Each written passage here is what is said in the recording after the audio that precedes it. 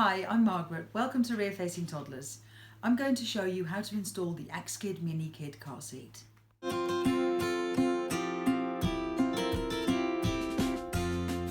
Axkid Minikid is a rear-facing only car seat that is suitable for children up to 25 kilos. It doesn't have a lower weight limit, but that doesn't mean it's suitable from birth.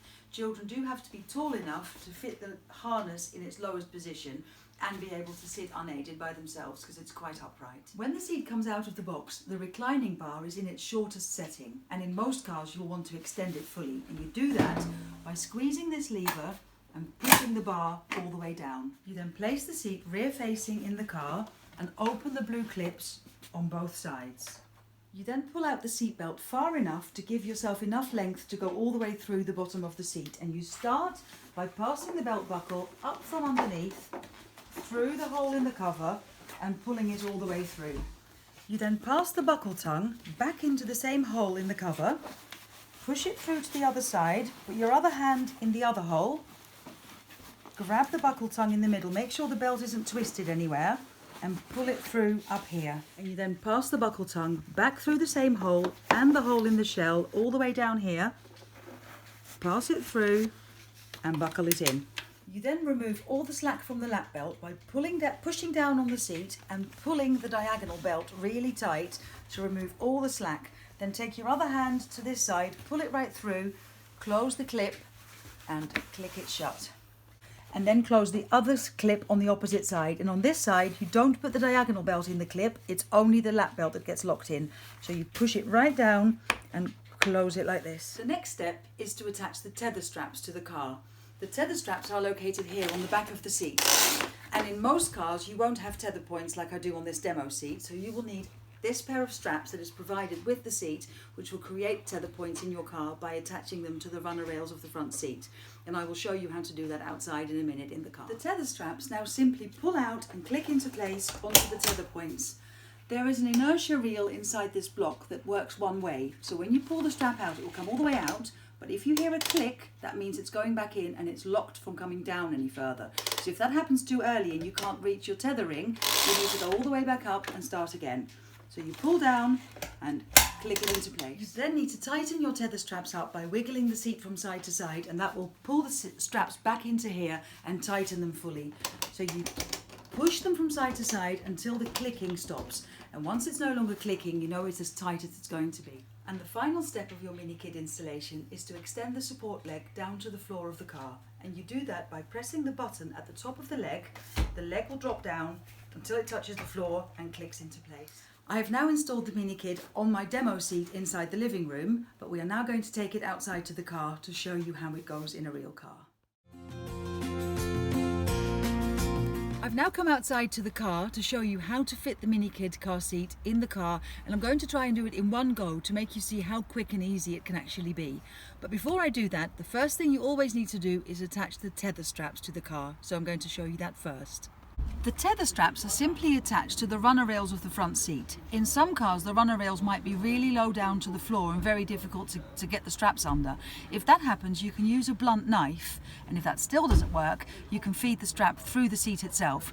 I can't show you how to do that in this car because unfortunately there's no gap, but this car does have very high rails, making this installation very easy. So the strap has a metal bracket at one end and just a end with nothing on it at the other, and that's the side that you pass under the rail of your seat. So you just go like this, grab the other end, and then all of these white stitches are a double layer of fabric where you then pass the bracket through. Try to make it as short as possible, so I'm going to put it on this one here and pull it tight and just throw the excess of strap under the seat. I've had to move the front seat all the way forward to access the rails, which is usually the case, but of course once the seat has been installed you'll move it back again to make back-to-back contact with the Minikid. Okay, I've now installed the tether straps and I'm going to install the Minikid from start to finish, which shouldn't take me more than just a few minutes. So here we go. Place the seat on the seat of your car. You have two options of where to position it. As you can see, these rubber lips here go slightly down. They are curved to sit on the edge of the seat, which gives the child more leg room. So you can either position it like this, or for a smaller baby and to recline the seat a little bit more, you can come in a bit more and it can then push down into the upholstery itself. But for this demonstration, I'm going to go with the first option, which is the lips on the edge of the seat like this. So the first thing you do is open these clips, grab the seat belt. I always take the buckle tongue to the opposite corner so you know you've got enough length roughly. Pass the buckle underneath the seat and then all the way under the cover. You don't have to go under the cover, but it just looks nicer. Make sure there are no twists in the seat belt. Back up, down through this hole into the buckle. Push down on the seat and you'll see it moves quite a lot as you take all the squidge out of the car's upholstery. Pull it really tight and then lock the clip. Make sure the seatbelt is nice and flat. Lock the clip into place. And on this side, as I showed you in the demo seat inside, the diagonal belt doesn't go into the clip, only the lap belt. So we lock this clip into place on this side. That's the seat belt done. Now we do the tether straps, starting with the one furthest away from you first. Click it into place. And then this side, click that one into place. And then give the seat a wiggle and a push to stop the clicking sound to make sure that the straps are as tight as they can be. And then the last thing you do is drop the leg. Press that button on top. The leg will go all the way down to the floor until that pops back out and it's locked into place. I have now moved the front seat all the way back to touch the back of the Minikid. It doesn't have to touch because it does have a support leg, so it can be installed freestanding. I prefer to make it touch just for that extra little bit of security, and also because realistically in most cars you won't have enough space for it not to touch, because the further forward it goes, the less legroom your front passenger will have.